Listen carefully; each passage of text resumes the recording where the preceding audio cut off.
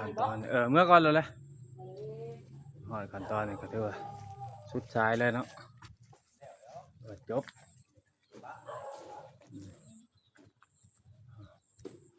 ลงฟองอีกนั่นหนึ่งบ่อยากแห้งเบืนก็สิให้มัน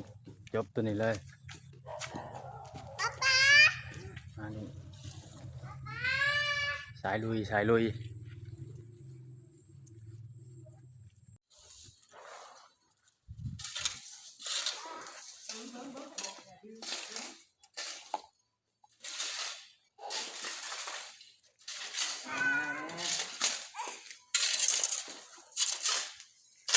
เฮ้ยหมอนี่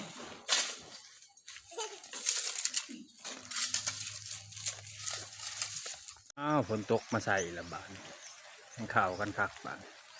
ขากำลังแข็งตัวนี้สิลุยอย่างนั้นแล้วเลยโอ้ย2 มื้อยุดแน่ๆก็บ่ได้แล้วก็สิน้ำเบิ่นให้มันแล้วอื่นบ่ได้ไปเวียกใหม่กินข้าวค่านี่เลยนะต่างลองยังนะแกะปลาแดกฮะตามขปุ่นสบายดีสบายดีFCเบิร์ดทุกคนเนาะโอ้มื้อเนี่ยจุดค่ำงาน2 มื้ออันนี้เมื่อวานนี่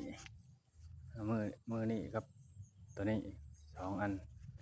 เกือบบ่อยากรอดโอ้ยเห็นได้เนาะเขาเกิดมาถูกก็ต้องได้สู่ซนครอบครัวเหลือทั้งหน้าเนาะของเพิ่นเดี๋ยวมื้ออื่นเขาก็สิไปเบิ่งงานเทอีกงานกับมันจอบมันจับช่วงงานแบบว่ามันงานใหญ่คอยเฮ็ดคอยสร้างเนาะตอนนั้นยังมีลมหายใจเขาเผาเฮ็ดเผาสร้างหน่อยตายไปกะเขาไปจีติ่มแล้วละนี่แหละสีมือสร้างก็สิประมาณนี้2 คนได้เลย2 มื้อแล้วก็เมียมาหอนใจให้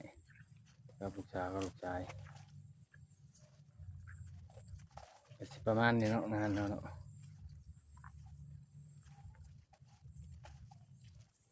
จนค่ำจนมืดเมื่อนี่สิลุยต่อไปเข้ามาเบิ่งก็ฝากกดไลค์กดแชร์หน่อยเด้อฝากติดตามเป็นกำลังใจให้ทางยังเหลือติดเหลี่ยมเสาเหลี่ยมคานแล้วกระโบกมีคนมาซอยเขาก็ต้องสู่ชนโดยตัวเขาเอง